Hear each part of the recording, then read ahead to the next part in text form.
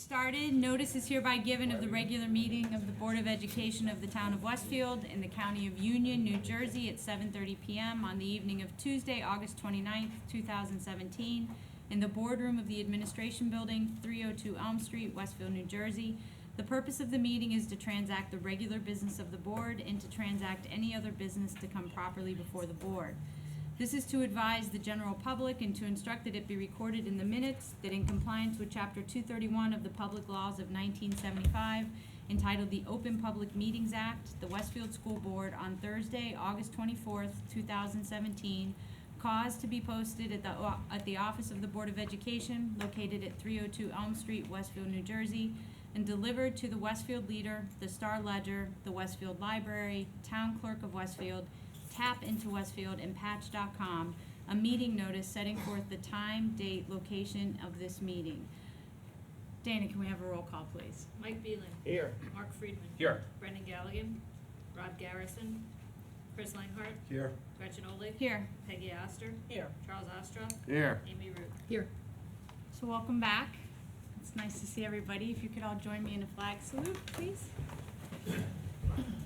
I pledge allegiance to the flag of the United States of America and to the republic for which it stands, one nation, under God, indivisible, with liberty and justice for all.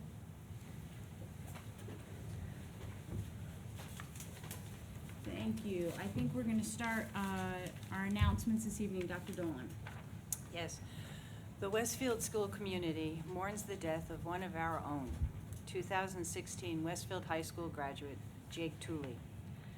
Our prayers and thoughts are with the family and all those who knew our student athlete. Our counselors, supported by a representative from Imagine, have been available for students and staff. Again, our condolences to the family. Thank you. Michael, do you have any announcements? I have one this evening. Back to school nights. The Westfield Public Schools will welcome parents to back to school nights at each of our 10 schools beginning September 7th through October 5th. Please check each school's website for the exact dates and times. We wish all of our students and their families a great start to a new school year. Thanks. Charles. Okay, donations of school supplies accepted for Boys and Girls Club of Union County. The Boys and Girls Clubs of Union County has school supply donation boxes in downtown Westfield through September 14th to help ensure that every child goes back to school with the basic tools needed. The boxes are located at the town bookstore and at Athleta, both on Broad Street.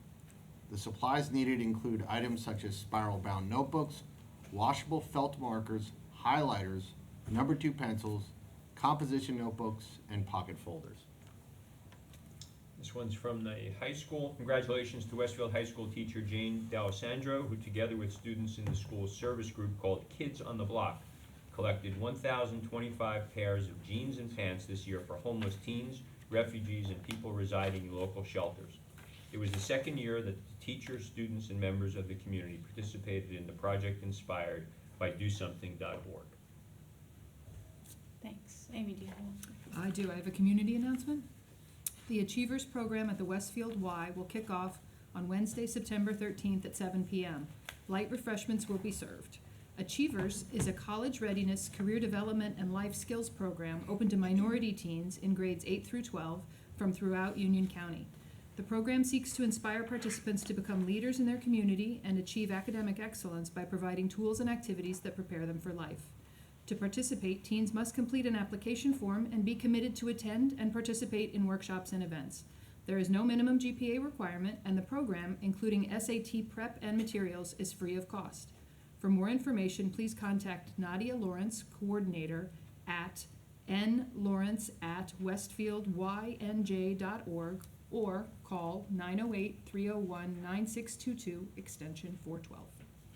Thanks. Chris, any announcements? No announcements. Megan? I don't have any. I have 2 Board of Education announcements.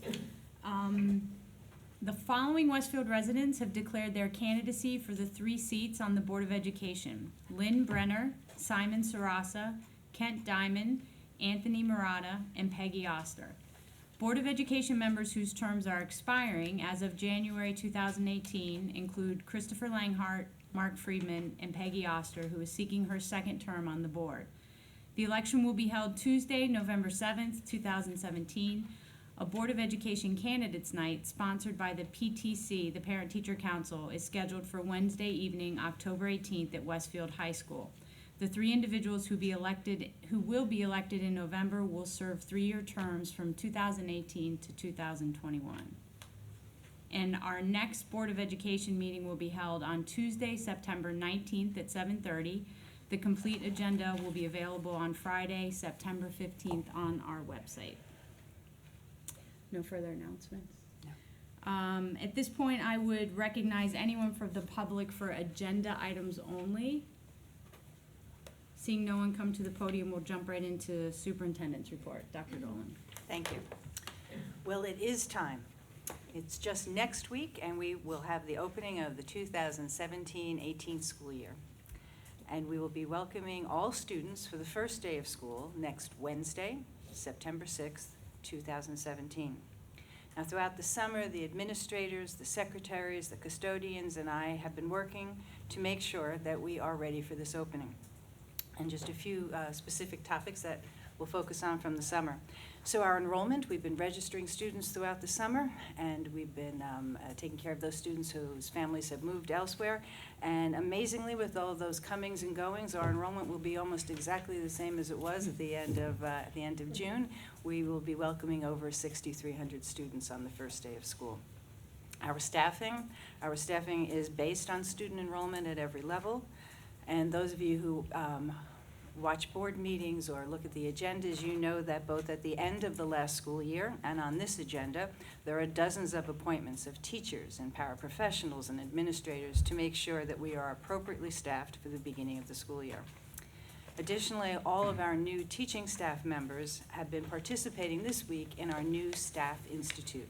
This is run by members of our own staff who form a leadership team, and our new staff have been involved getting used to the community of Westfield, the expectations in Westfield, the curriculum in Westfield, and they've been participating in that today and tomorrow also.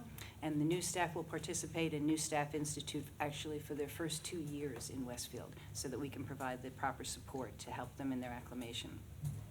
Curriculum. 60 revised curricula are in place for implementation in the classrooms this year. We also worked over the summer to prepare for some new classes for some of our students who require special programs for their special needs. And it's great that more and more of our students are able to stay in our district but receive the appropriate programs that they require. In the area of wellness, our efforts supporting the wellness of our students continue. Principals and counselors have worked over the summer to determine programs that will support the needs of students in each school. And we continue this year to build the skills of our students in the area of resiliency, and much of this work is focused on the growth mindset model. Regarding facilities, in just a bit, Dana Sullivan will speak to some of our work to maintain and improve our facilities over the summer. In technology, we have new devices already in place to support instruction, especially in social studies in grades 6 through 12. That's a specific initiative this year. Teachers have also been participating in classes which are providing them with up-to-date instruction in applications that are helpful both for classroom management and instruction. And student programs. Throughout the summer, there were programs offered for students in the district. And at this point, I'm going to invite Mr. Pinero, our Assistant Superintendent for Curriculum, Instruction, and Programs, to come up and talk specifically about one of these programs. And I believe he's even going to show us a bit about the program. Good evening. Hello, board members. It's been a little while since I've seen you. I hope you had a great summer. Our campers had a great summer. We have 3 weeks, as you all know. It's one of our favorite programs because we get to see the kids really be learning a lot but having a lot of fun as well.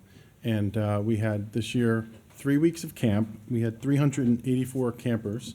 The whole program is overseen by Sean Bonacera, who's done just a fabulous job in the 5 years that we've been doing it. So he's the director of it, and his assistant Laura Pava is somebody who's also really involved with the scheduling and making sure that it moves very smoothly, which it really does. So I think over the 5 years, what I found most interesting about it is it's always changing. You know, ever-changing world says our mission statement, But Sean and his team are constantly, it kind of turns them on. There's like a new kind of module that they've seen out in the world for teaching kids. So they approach it differently every summer. So we do have a brief video that Christy K over at the high school, Christine K did a fantastic job putting together after walking through with Lori Korecki and seeing some of the highlights of it. So we'll show you that video, and I think it kind of speaks for itself, to be honest.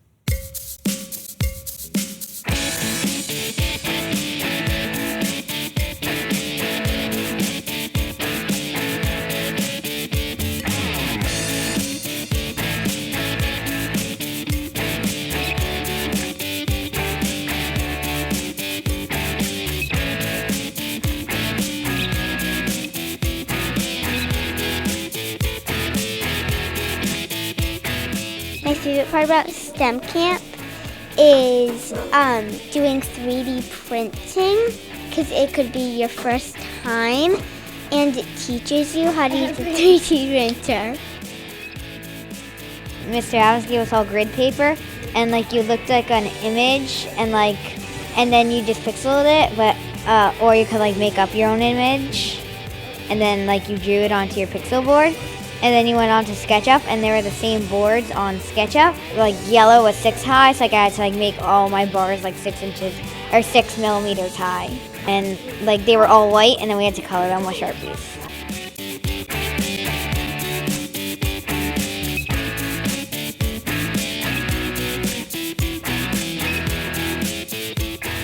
Personally, I really like tinkering with things, just like building things, and this is really fun because I get to, like most of my classes, I just play with things and tinker with them. Right now, we're making 2-stringed guitars or cellos or string instruments. Right now we're stringing them. We're building them out of recycled things, and I love reusing things. I do instrumental engineering here. We construct instruments out of recycled materials. Part of it is teaching the kids and letting them see that you can do things with not a lot. You can create even with what seemingly looks like garbage. And what I also love about it is they learn about the science of sound and how it all works. So they know music. Music's a part of everybody's everyday life. Here they get to learn a little bit about how vibrations work and how sound works, and then actually build these rudimentary instruments, which are prototypes for an actual professional guitar. Music is often associated with creativity, but I always tell my students it's not. Most of it is science. Music is scientific. Sound is scientific. It's mathematical. There's math behind all of it. Even when you learn how to play, you're learning rhythms and learning about pitch and all those things. It's all very math and science based. So I think that it belongs with STEM, just like any other traditional STEM subject would.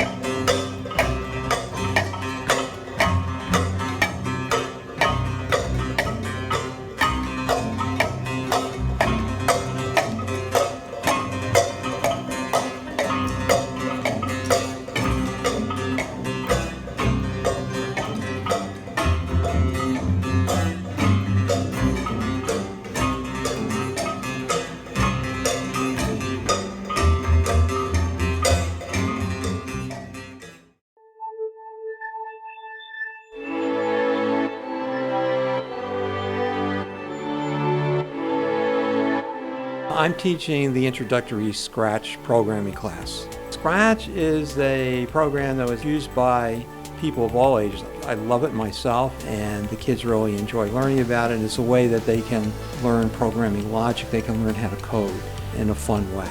They can design their own characters. Characters are called sprites in Scratch. They can add costumes to the sprites. They can make the sprites move. What they're doing is they have something in their mind. This is what I want to accomplish, and they're learning how to problem solve and get the result that they want using tools that are provided in Scratch.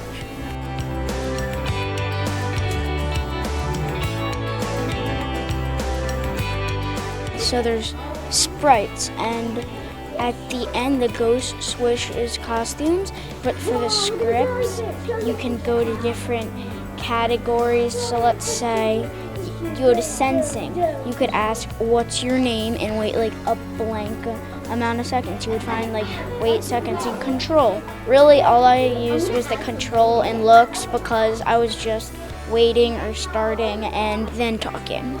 My favorite part about STEM camp is you get to learn things and that you never knew before, and you always do something really fun, and it's sometimes challenging, but once you get it, it's like, finally I've overcome that brick wall I could never punch through.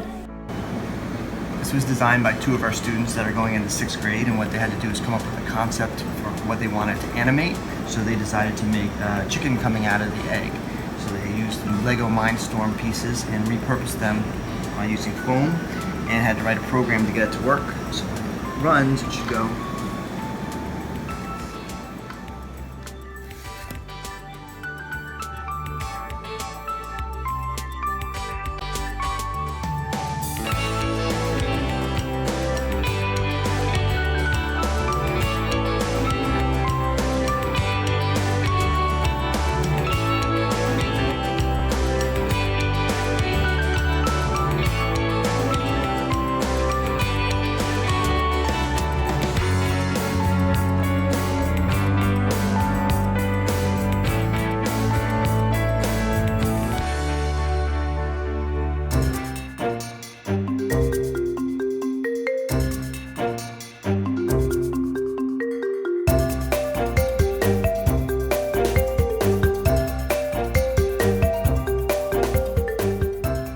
CSI is our forensics workshop, and it's focused mainly on understanding how to go through an investigative process. In our particular situation, they're given a crime scene and they're asked to try and gather evidence. We talk about what it means to be a crime scene investigator and what that entails and what they're going to be tasked with, and then from there we put them through the whole process. They go down, they investigate the crime scene, they see where it happened. We talk about how to do it correctly so that when we're trying to make conclusions and they're trying to make claims, the evidence that they've collected is accurate.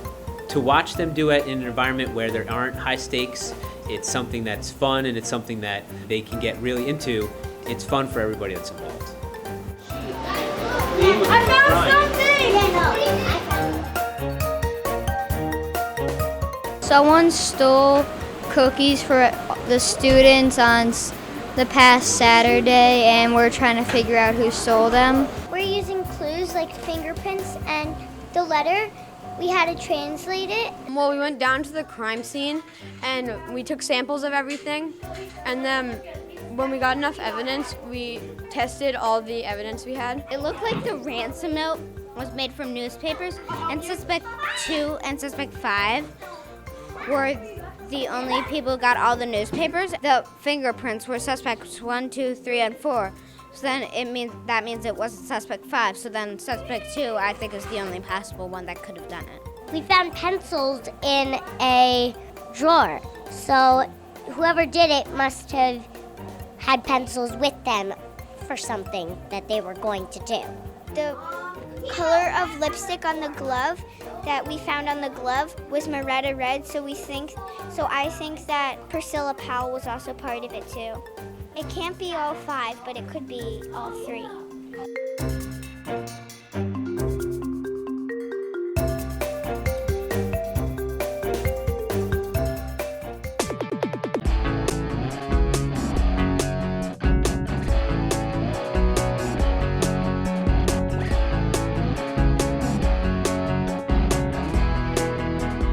In robotics, we have 3 different options. We can do a maze, like you program your vehicle to do something.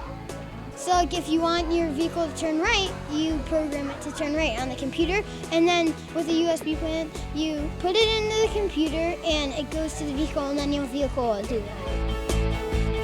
So today, some people will be trying to move their cars from there to the line, turn around and back, while other people will be trying to get their cars to go there, turn, and go around the box, and then back to the end. In the beginning, we just went across the table, and now we're doing like stuff like going over hills. My favorite part of STEM camp is maybe just the whole point of science and being here. I love it.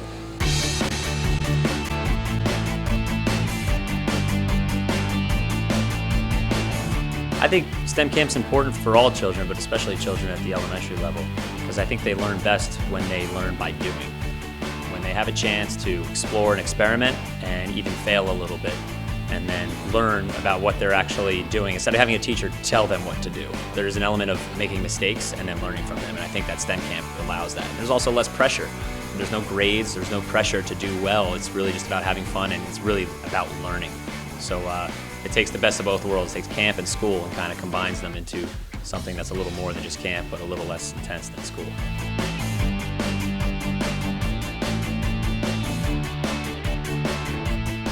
STEM camp is extremely important for these kids. It puts them in an environment where they feel challenged, but they also feel supported. They can really start to be themselves and interact with kids from other schools even that they haven't met yet. Be put into situations where they can look at evidence, they can challenge each other, they can argue even. What it does is it allows them to grow and to tap into their curiosity. And so it's an environment that's unique. It's an environment where it's fun, but it's also very challenging and educational at the same time.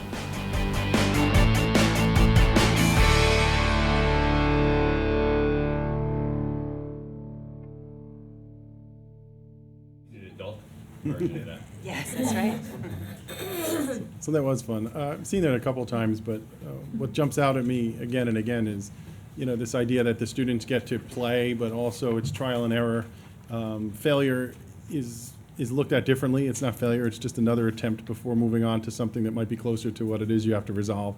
So that attitude is really present. It's actually the heart of the next generation science standards, which we are infusing into the curriculum across the board. This year completes the cycling of it in, and STEM camp really is at the heart of that. This idea that students are meant to do trial and error, experiment, learn from attempts, and feel good about that and learning from those. The other thing I liked in this too is the lab coat thing. CSI, that looks like a lot of fun, and Mr. Friedman has asked us for a lot of support data in the past, but he's never asked us to find out who actually committed the crime in CSI's camp, STEM camp, but we will find out for you.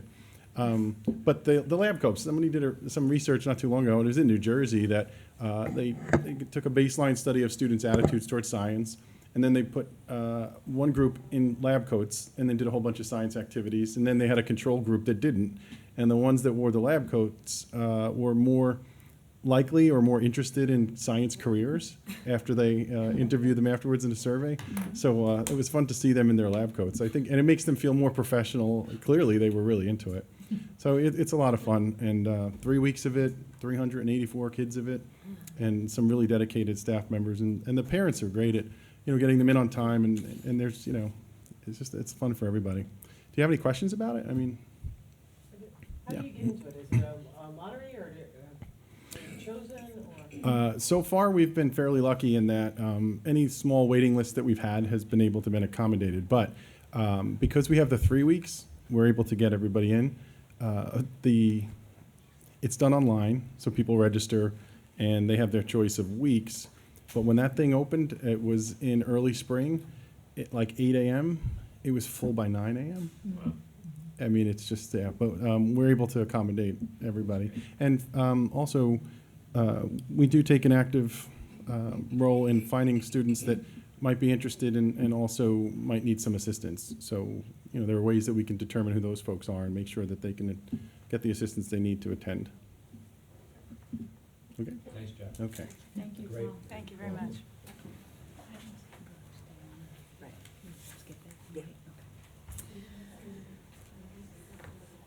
At this point, I'd like to ask the board to approve the minutes from our board meeting held on June 20th and the private minutes of the same date. Can I have a second, please?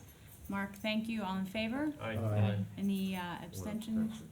One abstention, Charles. Thank you. Personnel, Mr. Friedman. I'd like the board to consider personnel items 1 through 80. That confirms what Dr. Dolan said, that they've been busy. Can I have a second, please? Second. Chris, thank you. Any questions or comments? Any, Dr. Dolan? Sure, there's one I'd like to point out. In personnel item number 8, I am recommending Dr. Paul Duncan as the assistant principal of Franklin Elementary School. Over the summer, with the assistance of Barbara Ball, our head of human resources, and Dr. Cambria, the principal of Franklin School, a thorough search process was conducted in which over 120 applicants were screened. Dr. Duncan has more than 10 years in 4th and 5th grade as a teacher in Warren Township, New Jersey, nearby. And he's also served as assistant principal and supervisor of the district's summer school. He also was very involved in Warren's technology subcommittee as part of their strategic planning efforts, and we know that we appreciate those skills and knowledge as well. So I'm very happy to be putting forward his name for a recommendation tonight. Great. Dana, please. Mike Beeland? Yes. Mark Friedman? Yes. Chris Langhardt? Yes. Gretchen Olig? Yes. Peggy Oster? Yes. Charles Ostroff? Yes. Amy Ruth? Yes. Nothing further. Nothing further. Dr. Duncan, would you like to come up and say a few words? First, welcome. We're thrilled to have you. Thank you. Thrilled to be here.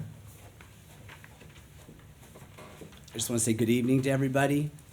And I wanted to say that I'm thrilled to be joining the Westfield Public Schools. I have received such a warm welcome from everyone, and I'm really excited for the kids to arrive next week. During the hiring process, I was really struck by the friendly and professional nature of Dr. Cambria and the hiring committee and Dr. Dolan. There was clearly a great sense of pride in the schools and a deep dedication to the students of Westfield, which made me want to join your team. Since starting work last week, I've had a chance to meet many teachers and administrators, and as expected, the tradition of excellence has been evident, but what's been most palpable is the sense of community and partnership I've felt. So I want to thank Dr. Cambria, Dr. Dolan, and the school board for entrusting me with the opportunity to serve the families of Franklin Elementary School, and I look forward to becoming an integral member of the Westfield Public Schools. Thank you. Thanks. Welcome to the team. Facilities. Brendan is not here to give a report, but Dana, I know you're going to give us an update on summer projects. Yes. So every year, I know I say this, but this year we really had an enormous amount of projects going on in all of the schools. And as usual, our maintenance staff and our custodial staff did a wonderful job in getting those buildings ready, even with construction workers there pretty much all summer. So we have the two biggest projects, the auditoriums at Roosevelt and Edison. We did not expect them to be done. They won't be done till November or December, but they are well underway and they're making good progress. And completion date is still expected around November or December, so they're actually looking very good already. Solar panels, a project that's been in process for a while. All of the equipment is up and running. We are just waiting on the last minute approvals. PSE&G is running the meters and testing the meters. So within the next 2 to 3 weeks, we should have all of our solar panels generating electricity and saving us money, hopefully. When we did the solar panel work, you'll remember last year we discovered a problem at Edison with the electrical service going into the building. It's way down in a room that nobody would ever go into and look at, and you wouldn't pull apart the pieces if you didn't have to. But there was severe damage to a integral part of the electrical system there. Thankfully, we found that, and we did replace that, and that project is complete. That could have been a major problem for us at some point.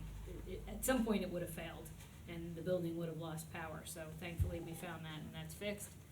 At Roosevelt, we put a chairlift in from the second to the third floor to give access. We only had an elevator that went from the first to the second.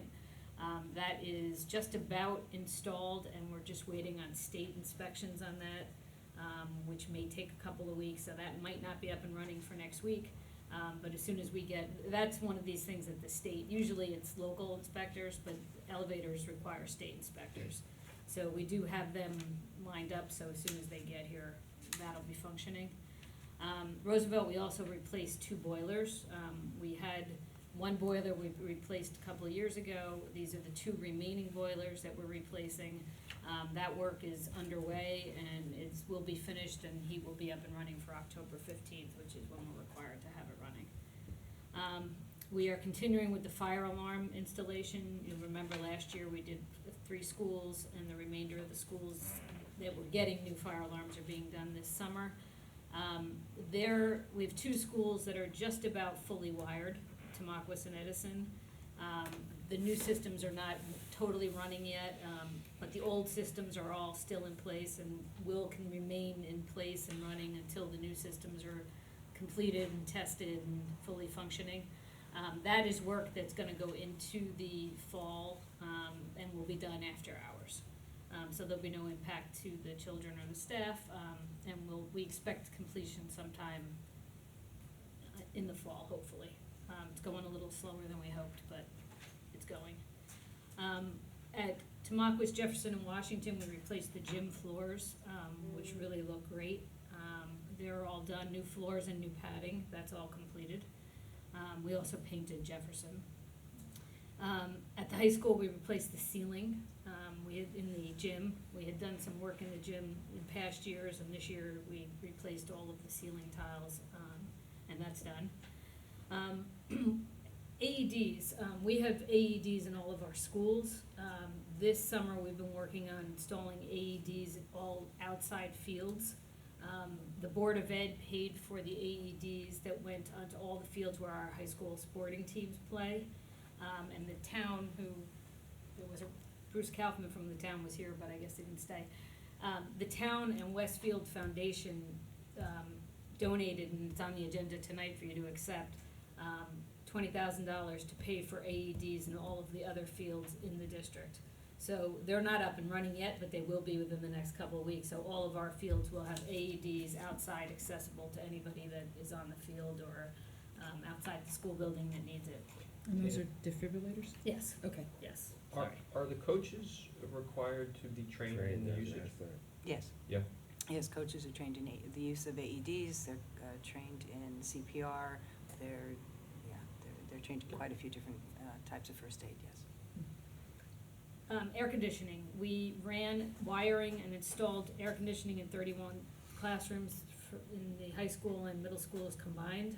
We still have some more to do over the next year, but that's a big dent in those classrooms. We did blacktop and concrete repairs at Franklin and Jefferson and Tamaqua, including new steps at Franklin School. We did painting in a number of classrooms at Roosevelt, the main office at Roosevelt, the gym at Jefferson, as I talked about, front hallway at Jefferson, and a number of classrooms at Franklin and Wilson as well. In McKinley, we replaced wood floors in 5 of the classrooms. Replaced new ceilings and lights in a number of classrooms in Edison, McKinley, and Franklin. And last but not least, water testing. That was something we were required to do for the state of New Jersey. It was a long process because we did have to develop a plan for each school, basically a floor plan that showed every single water outlet in the building and which outlets were used for either drinking water or cooking or anything that would be consumed by an individual. And then those were the spouts or the units that we had to test. So we tested, I forgot the number now, it was hundreds and hundreds of units. We had 6 of them that came back higher than acceptable levels on the first sample. So the first sample was after it had sat with no use. And then we took second samples after that ran for 3 to 5 minutes. The second samples were only tested if the first sample came out higher than acceptable. This is just for lead, Dana? Just for lead. Just for lead. So those 6 that came out higher than acceptable, on the flush sample, it was lower than the levels, so they were okay with the flush sample. We did take those out of service, though, as we were required to do. We notified parents, and those were only in Washington and the high school. 4 places in the high school and 2 at Washington. Parents were notified at both of those schools. The results are on our website. We did remediate those. Some of them we just took out of service. One was like a refrigerator. It was an ice machine and a refrigerator that nobody even used. We took that out of service. And the water drinking fountains that we are still continuing to use, we replaced filters. Some of them we replaced the whole unit. And they have been retested. We're waiting on results. So they won't be back in use until we're sure that those come in clear. And that's something we're required to do every 6 years. So that's complete. Those are the major items. I mean, in addition to that, we had some other smaller projects that I just forgot, to be honest with you, because we've had so much going on. But we're in good shape and the buildings all look great. Some of them are, still have work to be done before Tuesday, but they will be done. Two questions. With respect to the auditoriums, how are we doing on budget? Good. Those, they came in a little higher, the bids for those came in a little higher than we anticipated, but they were still within the budgeted amount. And as you know, we have a couple of change orders going on tonight's agenda, but we are still within the budget. And overall, the referendum budget overall, we still have a couple of projects. We'd like the high school, the big projects that we haven't done yet are the high school boilers. We had bid those out this spring, or actually in the winter, and the bids came in high, so we rejected them, and we're gonna be working on rebidding those. But that's our major project that we have left. So overall, our budget for the referendum is still good. So some of the smaller projects that we weren't sure if we were gonna be able to do out of the referendum money, I think we're gonna be able to do, and you'll see those coming through for Right. next summer. And so you listed out a lot of things that we accomplished over the summer. So the auditorium and boilers, those came out of, maybe you could just explain where the dollars came from Sure. to pay for all this stuff. The auditoriums, the chairlift, the boilers, fire alarms, the gym floors, that's about it, came out of the referendum. All of those other projects, solar panels we didn't pay for. Solar Panels was a company that will own the panels, and so they paid for them. And then all the other projects came out of either the maintenance reserve or the capital reserve.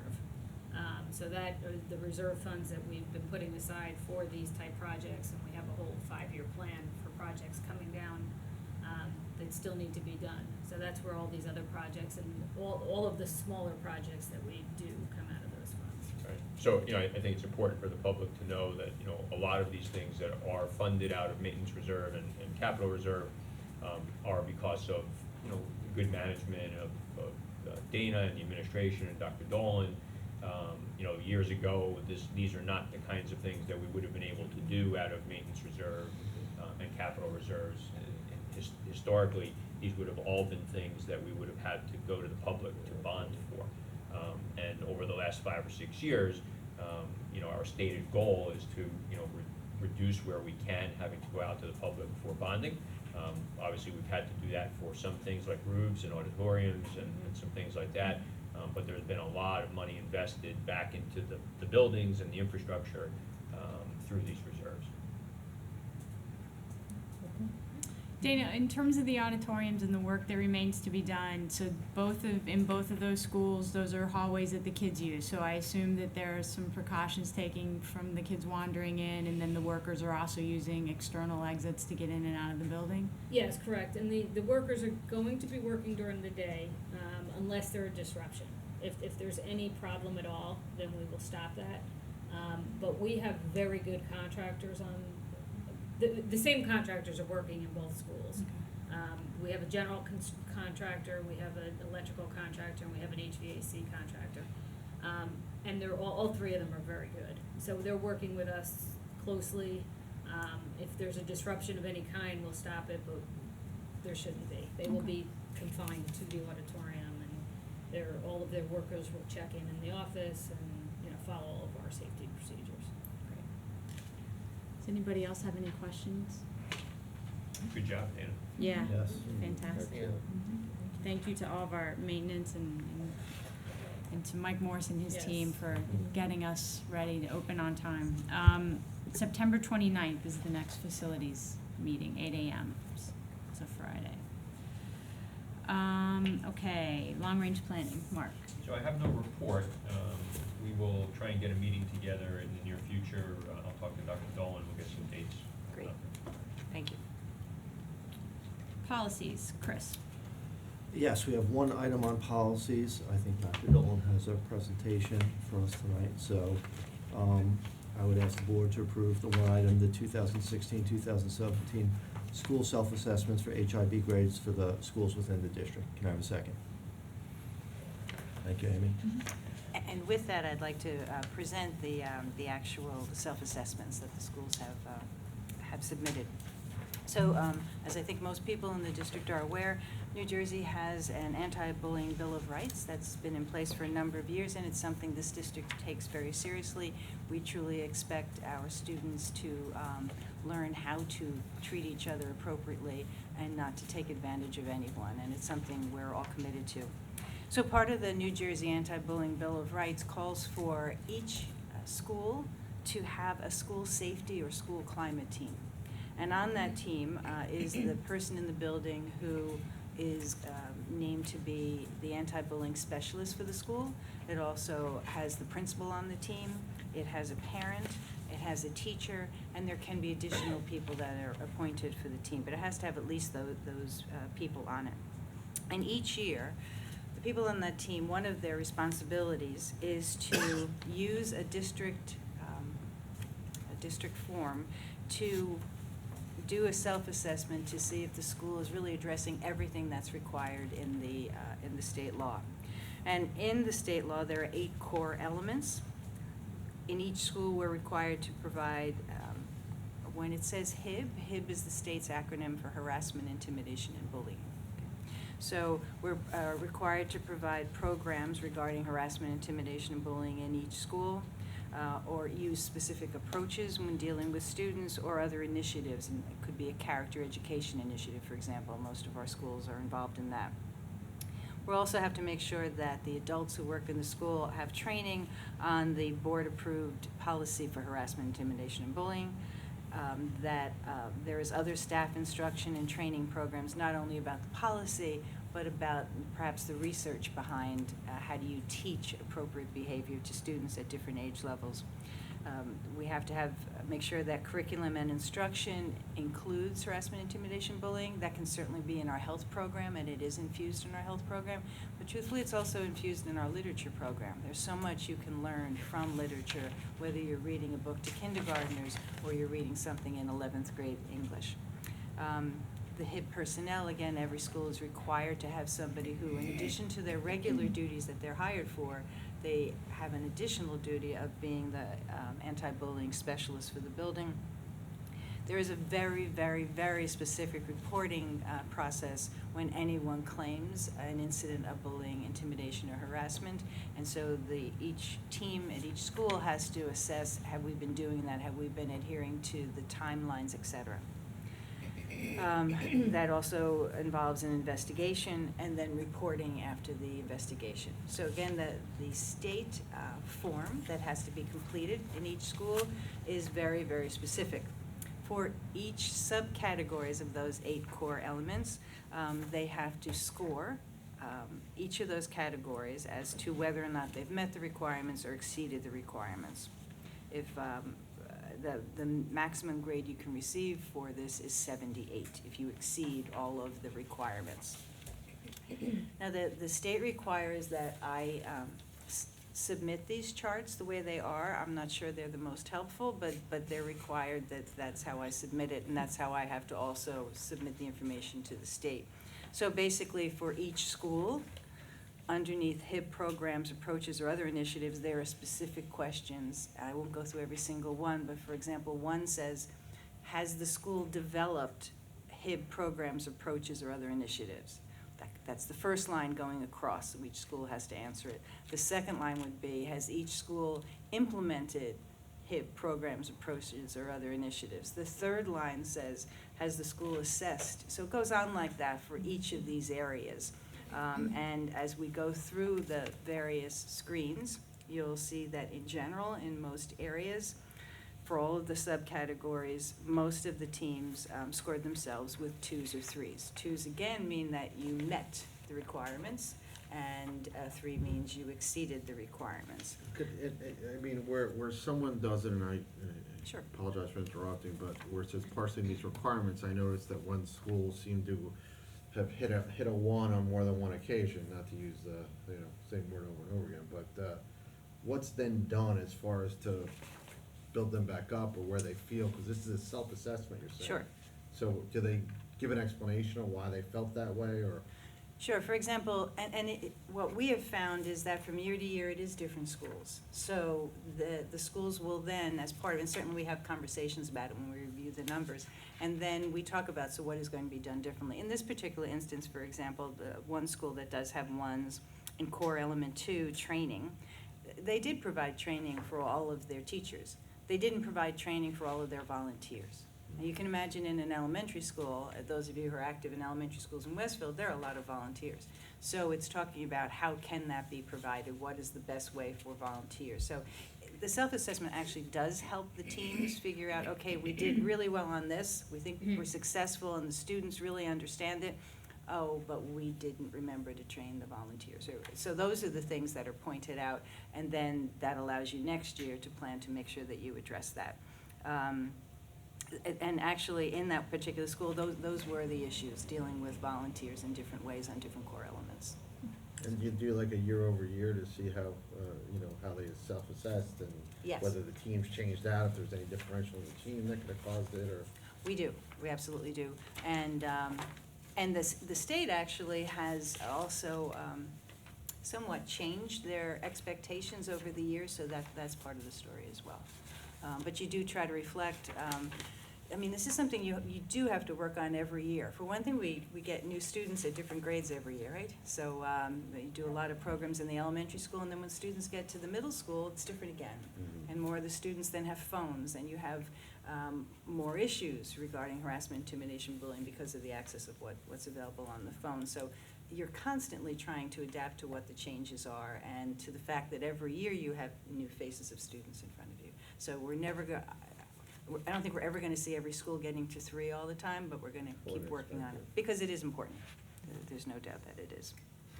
So in the end, all of these numbers are tallied up, and we do have a range among our schools, but certainly all our schools are taking this seriously and will continue to do so. It is very important. And as people who have watched me do other presentations know, it is important, and it is also important, and I will always say this, and those of us who are adults involved in the school community, we have to always remember that. We have to be role models for the students, and how we treat others, including those with whom we don't agree. Our children are watching us every moment, so we have to make sure that we're doing that appropriately, because they're going to learn how we treat other people. Does the state ever follow up or request additional information? The requirements say that we have to have them on file so that if they do come in, that we would provide the documentation for each of these. To my knowledge, or to my memory rather, not to my knowledge, to my memory, I do not think we've ever been requested for the information. But I do know we have them, because when I visit schools, it's one of the things I ask about, and there are many binders in school offices, including binders regarding the Anti-Bullying Bill of Rights.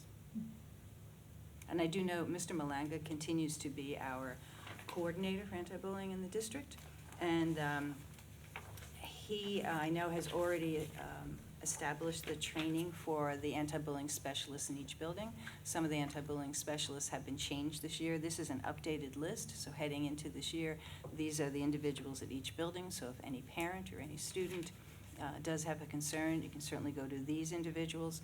But honestly, students or parents, if you have a concern, you can go to any adult in the school.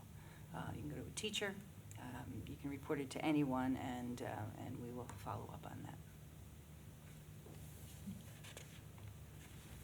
Any other questions?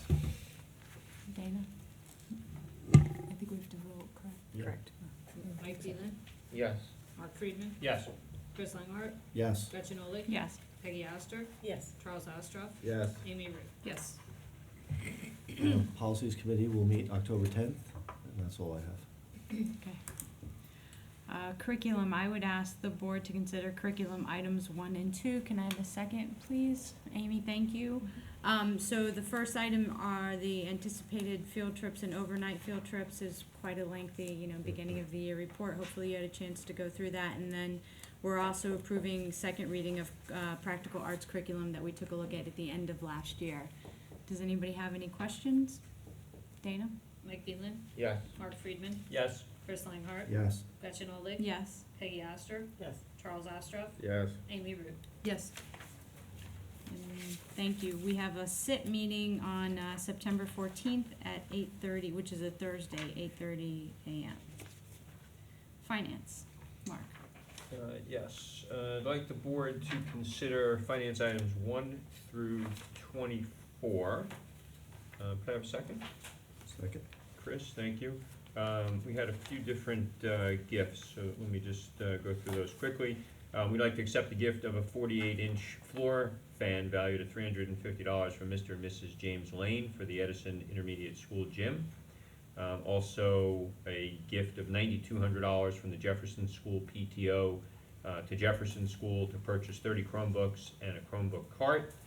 And also from the Jefferson School PTO, $11,784 to cover the cost of painting the gym, which we heard Dana talk about. And also, we'd like to accept the gift of 9 AED units, which you also heard about, and materials valued at $20,000 from the Westfield Rec Department and the Westfield Foundation to be used at all fields, including all the elementary school fields.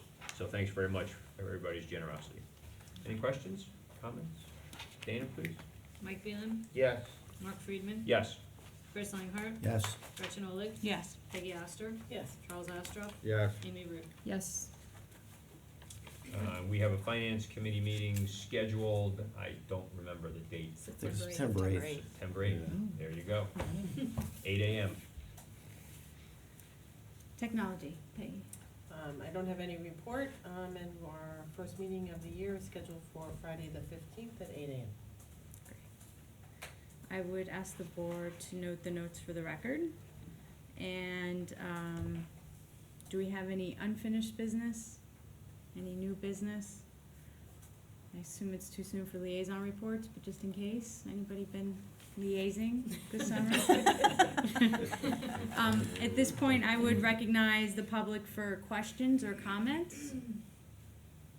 All right, seeing no one come, then I would ask the board to approve the following resolution. Resolve that the Board of Education move into private session for the purpose of discussing matters rendered confidential by state and federal law, potential litigation, and harassment, intimidation, and bullying incidents, and be it further resolved that any discussion held by the board which need not remain confidential, and the results of the discussion will be made public as soon as practicable. Can I have a second?